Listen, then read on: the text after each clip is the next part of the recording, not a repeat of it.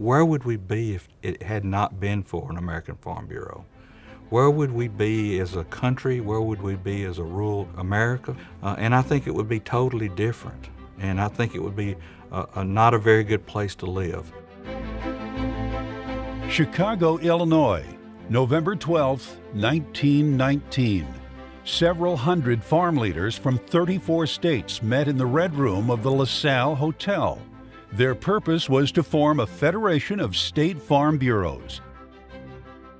The delegates built upon a foundation laid in 1911 with the first Farm Bureau in Broome County, New York. Initially, farm bureaus were organized to support the work of the county agricultural agent. In 1915, county farm bureaus in Missouri formed the first state farm bureau. 4 years later, Iowa farmer James R. Howard was elected the first president of the American Farm Bureau Federation, the unified national voice of agriculture. Its fundamental purpose was to correlate and strengthen the state farm bureaus, to promote, protect, and represent the economic, social, and educational interests of those involved in agriculture. What followed was a mobilization in farm country, patterned after the patriotic fervor of the First World War. Prospective members were asked, "Are you standing together with farmers of your state and other states on a national organization? If you are, we want you with us." The Farm Bureau Comes to Pleasant View was produced by the Department of Agriculture. The silent film encouraged friendly competition between neighboring counties to see who would sign up the most Farm Bureau members. A general headquarters opened in Chicago and a legislative office in Washington, D.C., where Farm Bureau pioneered grassroots lobbying. In 1921, the Farm Bloc was formed when a bipartisan group of senators met at the Farm Bureau office on Pennsylvania Avenue. The Farm Bloc soon controlled both houses of Congress and passed a flurry of bills sought by Farm Bureau. Every morning, every evening, ain't we got fun, huh? Farmers weren't having as much fun as their city cousins in the Roaring '20s. Farm prices dropped below pre-war levels. Farm family income was half that of city dwellers. Farm bureaus sought equality for agriculture in a price concept known as parity. A pitched battle in Congress found Farm Bureau on the side of auto pioneer Henry Ford. Ford wanted to buy the government munitions plant in Muscle Shoals, Alabama, to produce hydroelectric power and fertilizer. He gave up the political fight, but Farm Bureau did not, seeing it through years later as the Tennessee Valley Authority. Cooperative marketing became a top priority for the American Farm Bureau in 1922 when Oscar Bradfute of Ohio was elected president. Bradfute was succeeded in 1925 by Sam H. Thompson of Illinois as delegates decided on a more balanced program of work. Calvin Coolidge addressed the American Farm Bureau Convention that same year. Coolidge said, "The future of agriculture looks to be exceedingly secure." Agriculture is secure, agreed humorist Will Rogers in his newspaper column. In fact, it is secured by at least 2 mortgages. Farm Bureau's legislative priority was the McNary-Haugen Bill, a commodity price plan with a higher domestic price and lower export price. Coolidge vetoed the bill twice. The fallout led to his decision not to run for another term. The Agricultural Act of 1929 passed with Herbert Hoover in the White House. It set up the Federal Farm Board to stabilize farm prices by buying wheat, corn, and cotton. But having no means to limit production, the Farm Board was a failure.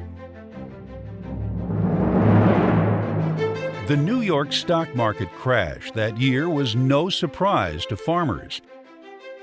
As Farm Bureau saw it, the nation could not go on as half booming and half busted, especially when the half busted part were farmers who made up 1/4 of the population. The economy fell into the Great Depression. Prices received by farmers dropped by more than half between 1929 and 1932. Farm foreclosures were up. On the southern plains, strong winds scoured drought-stricken farmland, forming massive clouds of dust, creating what one reporter called the Dust Bowl. Thompson later recalled this awful period. Every Farm Bureau member has reason to be proud of the record of achievement in carrying out the high purpose of the organization during the most perilous times ever experienced in America. Edward O'Neill of Alabama was elected to head the American Farm Bureau in 1931. A year later, Franklin Roosevelt won the presidency in a landslide. O'Neill warned the president that a revolution would take place in rural America unless he acted. The cornerstone of Roosevelt's New Deal was the Agricultural Adjustment Act of 1933 to remove surpluses and raise farm prices. Largely drafted by American Farm Bureau, the act was administered by Henry A. Wallace, Farm Bureau's choice for Secretary of Agriculture. As he watched Roosevelt sign the bill, O'Neill declared it to be the death knell of the Depression and restoration of agriculture's purchasing power. By the time Roosevelt addressed the American Farm Bureau Convention in 1935, farm income was higher and farm debt lower. A throng of 19,000 heard the president in Chicago. Yes, we strive for the United States of America. And if we shall succeed, as by God's help we will, America will point the way towards a better world.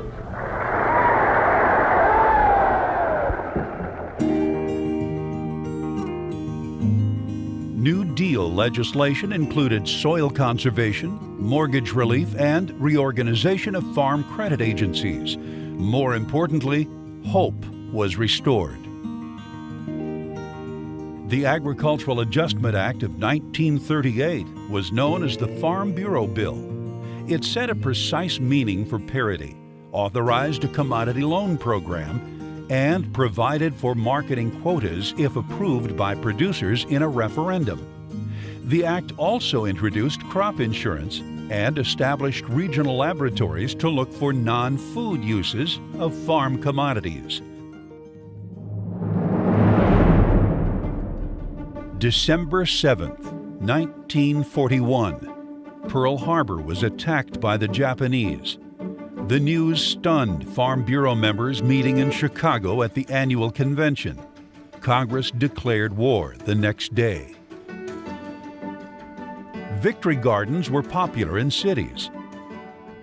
On the farm front, women and youngsters filled in for men who joined the armed forces or went to work in war factories.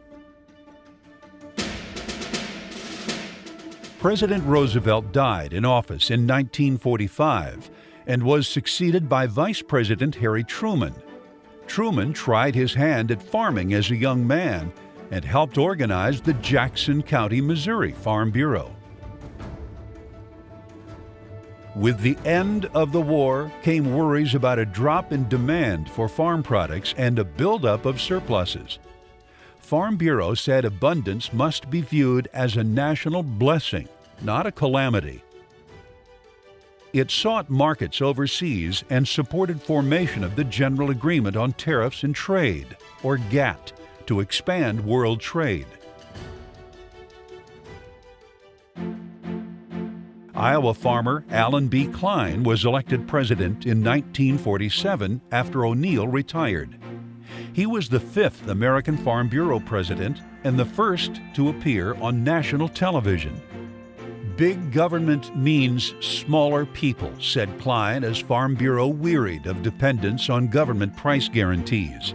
The strongest farm organization in America, this is the American Farm Bureau. We have spent the last 3 years arguing with the politicians who wanted to give us higher guaranteed prices than we were willing to accept. As we just aren't guilty on this proposition. You mean you've been down in Washington arguing for lower guarantees? This is in the record.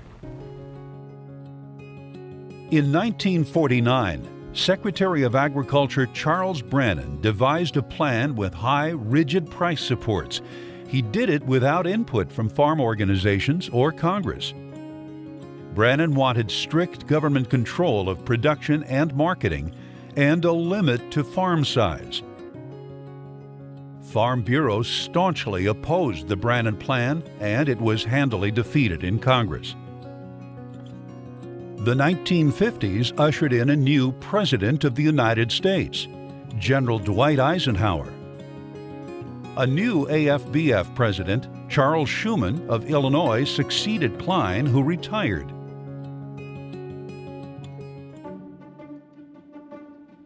After the Korean War, farm prices declined. The government was sitting on billions of dollars worth of surplus farm products, including dairy. Farm Bureau sought ways to trim oversupply. One program was the Soil Bank that voluntarily removed 1/8 of American cropland from production and placed it in a conservation reserve. The other was Public Law 480, known as Food for Peace. It was the most important food export assistance program undertaken by the United States and a catalyst for trade expansion.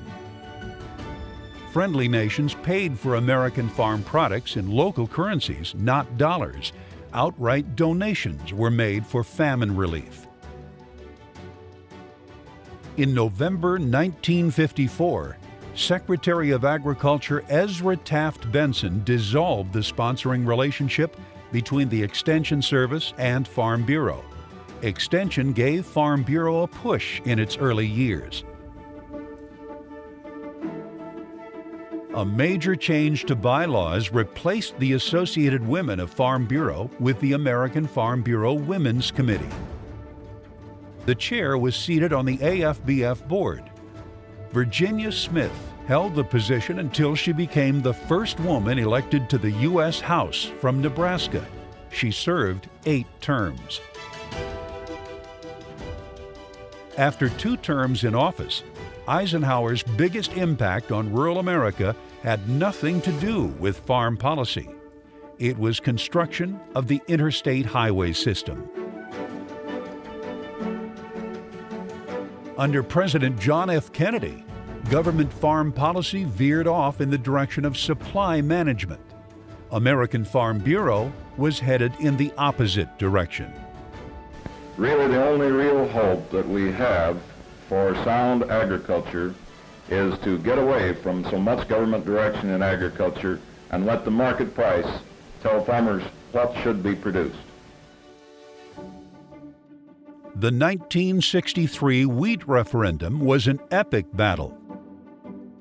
Secretary of Agriculture Orville Freeman planned to extend marketing quotas to all commodities, beginning with wheat. Farm Bureau said it amounted to franchising or licensing farming. Hard campaigning by both sides ended in a Farm Bureau victory. Less than half of growers gave their approval. A 2/3 majority was needed. The publication of Silent Spring, Rachel Carson's indictment of DDT, led to Farm Bureau's defense of pesticides. Farm Bureau recognized that producers have a responsibility to properly use pesticides, but deplored the illusion of widespread misuse and threat to public health.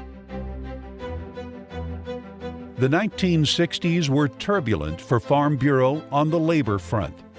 Edward R. Murrow's documentary, Harvest of Shame, promoted federal regulation and unionization of migrant farm workers. Farm Bureau supported state regulation of farm labor camps. It opposed unionizing farm workers because work stoppages at harvest were devastating. The United Farm Workers Union organized boycotts of table grapes and lettuce at supermarkets. Farm Bureau countered the UFW propaganda and reached out to consumers. The Vietnam War swept many young men off the farm for a 2-year hitch. American Farm Bureau was recruiting young men and women for leadership roles in agriculture. The name of its National Rural Youth Program was changed to the Young Farmers and Ranchers Program. Both President Richard Nixon and Vice President Spiro Agnew attended the 50th anniversary of the American Farm Bureau Federation in 1969. By then, farmers made up only 5% of the population. As I look at that 5% of America, I find that it produces enough food to feed all of the American people and feed them well, and enough in addition to provide the means whereby the United States can aid other countries around the world. At the next convention, Schuman surprised delegates by retiring. Illinois cattleman and grain farmer William Kufus succeeded him. In 1971, President Nixon imposed a wage price freeze to combat inflation. Included were beef, pork, and lamb. Labor unions and consumer activists blamed food prices for inflation. Instead of picketing supermarkets, it would make more sense for consumers to understand and attack the root causes of inflation, which is deficit spending.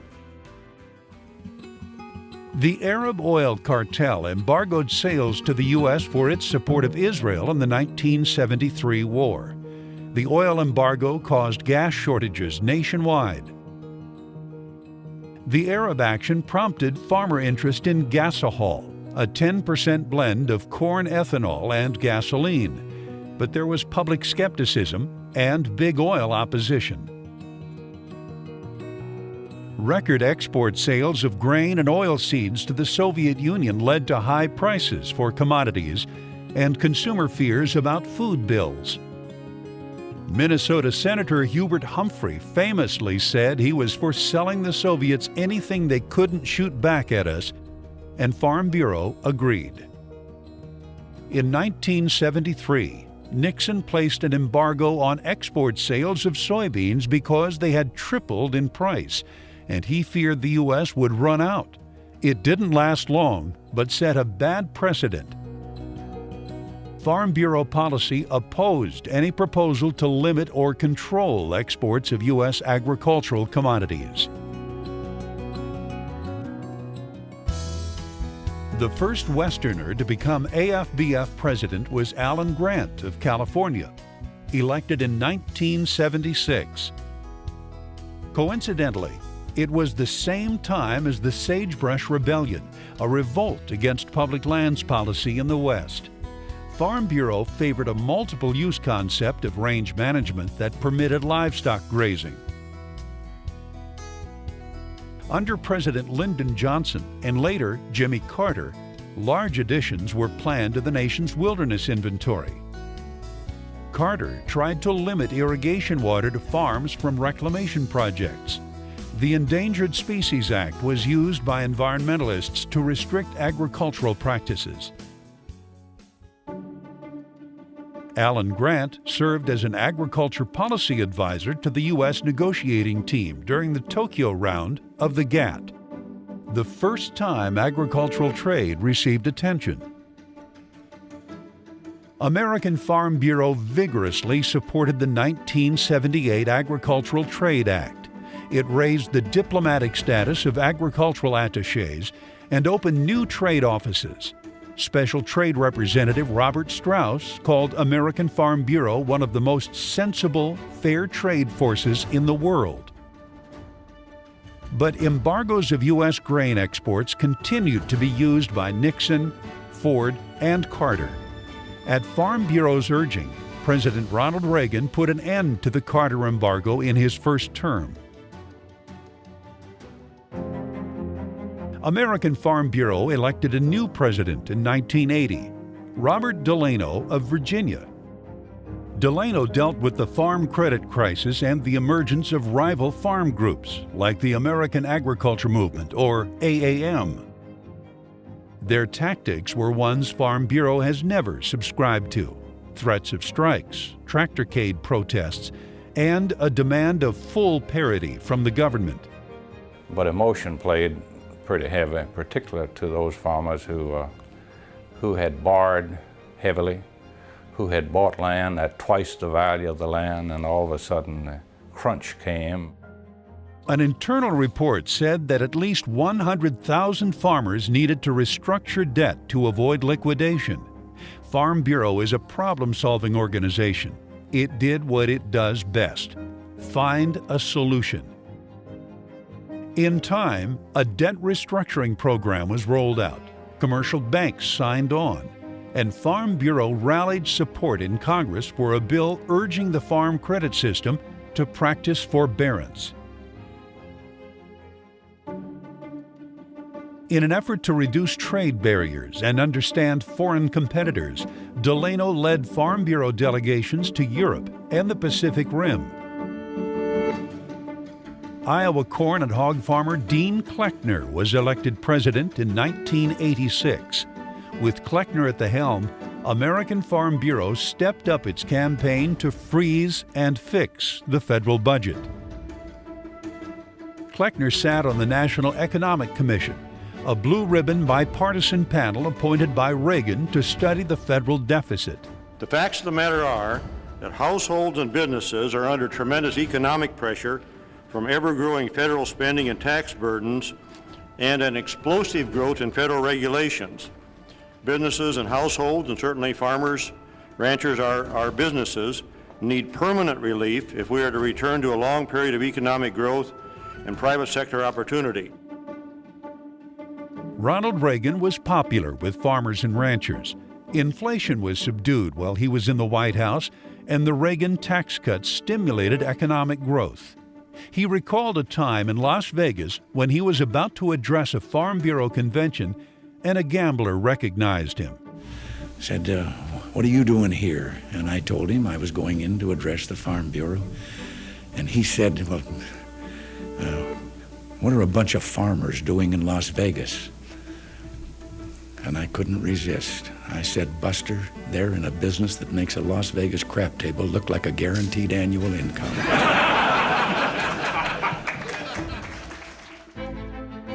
George H.W. Bush spoke twice to American Farm Bureau conventions in 4 years as the country's president. He disappointed farmers when he backpedaled on a campaign pledge of no new taxes. But on trade, he stood with Farm Bureau, saying he was for free trade, fair trade, and abundant trade. The world's future progress and prosperity really depend upon free trade. And I'm working to conclude the Uruguay round of the GATT negotiations successfully. At the end of the Uruguay round of the GATT, American farm products gained market access to Japan and the European community, and the World Trade Organization was set up to administer trading rules. The American Farm Bureau was part of an Ag for NAFTA coalition that rallied support for the U.S. trade deal with Canada and Mexico. President Bill Clinton signed the agreement near the end of 1993. Globalization was the buzzword of the 90s, but not everyone was happy about it. The 1999 WTO Ministerial Conference became known as the Battle of Seattle. A Farm Bureau delegation was witness to thousands of protesters.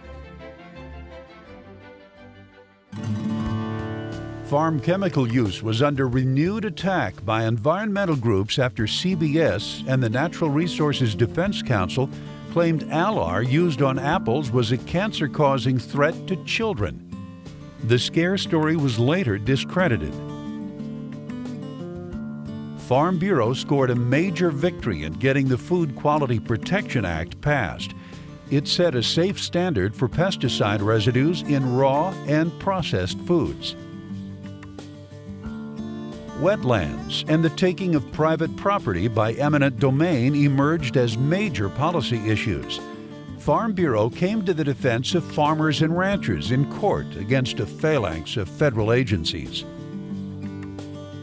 George W. Bush was elected in 2000, and the American Farm Bureau also elected a new president, Bob Stallman, a Texas rice farmer and cattleman. He took note of a rapidly changing agriculture. The producer of the future will have to deal with different issues, different way of marketing products, different way of producing products, and there'll be a lot of changes. I think the issue that we're faced with currently is how rapidly that change is occurring and the ability of producers to keep up with it. American Farm Bureau advocated a renewable fuel standard for ethanol and biodiesel and an end to death taxes. The Energy Policy Act of 2005 mandated an increase in renewables. The Tax Relief Act of 2001 increased the estate tax exemption and reduced the tax rate over time. China's ascension to the WTO was supported by AFBF, as were a number of free trade agreements with other countries. The total value of U.S. farm exports grew substantially. The AFBF General Headquarters had always been located in the Chicago area and a legislative office in Washington, D.C. In 2002, the Board of Directors decided to combine the offices in Washington for greater effectiveness. American Farm Bureau joined the new U.S. Farmers and Ranchers Alliance to create a dialogue between farmers and consumers. Stallman was its chairman. We need to meet our customers on their own turf, and we need to invite them to ours.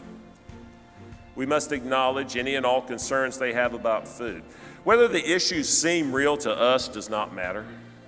The concerns are sincere, and we have to address them. Stallman also was appointed to the Commission on 21st Century Production Agriculture that made a number of suggestions for future farm programs.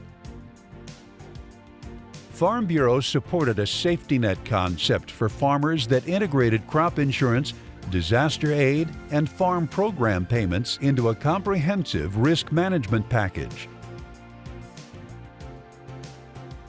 Looking for a quick fix to climate change, Congress considered cap-and-trade legislation, a carbon tax that would have driven up farm energy costs. Farm Bureau's Don't Cap Our Future campaign succeeded. A flawed cap-and-trade measure passed the House but died in the Senate. For generations, kids have helped out on farms and ranches, but the Department of Labor sought to change that with new child labor rules in 2011. It became a hot-button issue that Farm Bureau prevailed on. A 16-year-old isn't smart enough to know how to ride a horse to move cattle around. Those kinds of things, blew up in a way that all across the country, you look at the FFA and the 4-H programs, the way some of those rules were changing, you'd essentially take away the ability to learn how to be an agriculturalist. In 2015, Farm Bureau members took a stand for biotechnology and innovation. A confusing patchwork of state GMO labeling laws needed to be replaced. Members contacted their lawmakers, and a national science-based labeling standard was passed. When Stallman stepped down in 2016, Georgia farmer Zippy Duvall was elected AFBF president. A former YF&R chair, he and wife Bonnie raise broilers and grow hay for beef cattle on a third-generation farm. His father once advised him to get beyond his fence rows if he wanted to make a difference. Duvall shares the same advice with Farm Bureau members. Getting outside your fence rows is being part of developing policy, whether it be at your county commission or your school board, or whether it be at the state capitol or in Congress or with this administration.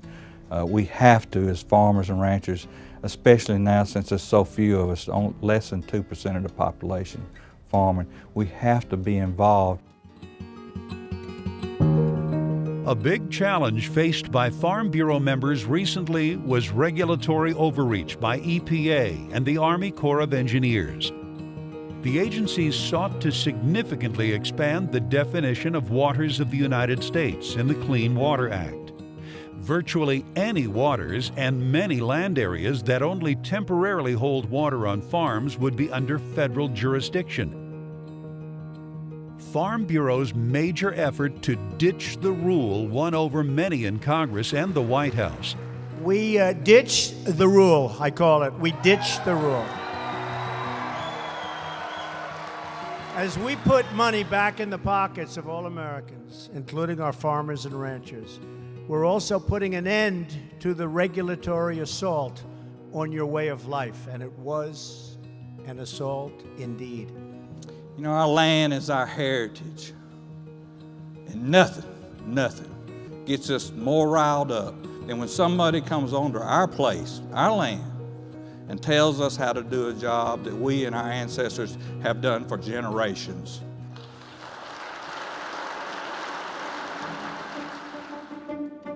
Trump's appearance at the 2018 annual convention in Nashville was the first by a U.S. president in 25 years. He told farmers they had been forgotten, but not anymore. Duvall said Farm Bureau made real progress with this administration on some of its biggest issues. Tax reform was a huge success. We played a major role in it, in making sure that there were things in tax reform that helped our farmers be successful on their farm. As Farm Bureau reached its 100-year milestone, farm income was substantially below its 10-year average. Exports generate 20% of farm income, so it is no wonder farmers are concerned about frayed trade relations. Folks can point fingers left and right, but the reality is agriculture's in for a pretty tough road in trying to reestablish some of these trade relations we have with countries that we're currently butting heads with. In a bipartisan effort, the 2018 Farm Bill was passed by Congress and signed by the President near the end of the year. Farm Bureau had been a strong advocate of the legislation. Through Partners in Advocacy Leadership, or the PAL program, American Farm Bureau is equipping a select group of young people to be leaders in agriculture and their communities. They were asked if Farm Bureau's role as the unified national voice of agriculture will be necessary in their future. That reliable, trusted organization that speaks with one unified voice, trustworthy, like the sun coming up every morning. There are many different people in our ag sector now. It's not just what it had been in the past. We're diverse in every sense of the word, and so if there's ever a time to be a unified voice, I think now is the time in moving forward. Having the Farm Bureau voice out there to ensure the public that their food's being produced safely, but also to allow farmers and ranchers like us to continue operating a profitable business is so important. I feel that agriculture is so diverse. I mean, livestock to crop fields to commodities. To have one unified voice, I think is very powerful. I didn't grow up on a farm, so for me, Farm Bureau has been a place where I've been able to learn about what a farm is, what other farms look like, and really make this my life. We're going to have a task in front of us for social acceptance, for our neighbors to understand what we're doing, how we're doing it, and I think having a unified, respected voice is going to be vital. There are not the sheer numbers of farmers today that there were in 1919. But Duvall believes Farm Bureau's membership is more united and engaged than ever before in history. I'm very humbled by the opportunity to serve a great industry that we know as American agriculture. And to think of the great men and women that came before me that created this organization in a way that has made it effective for 100 years.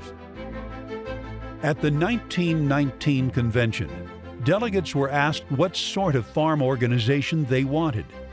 A farmer spoke up and said he wanted one that would last 100 years. He got his wish in 2019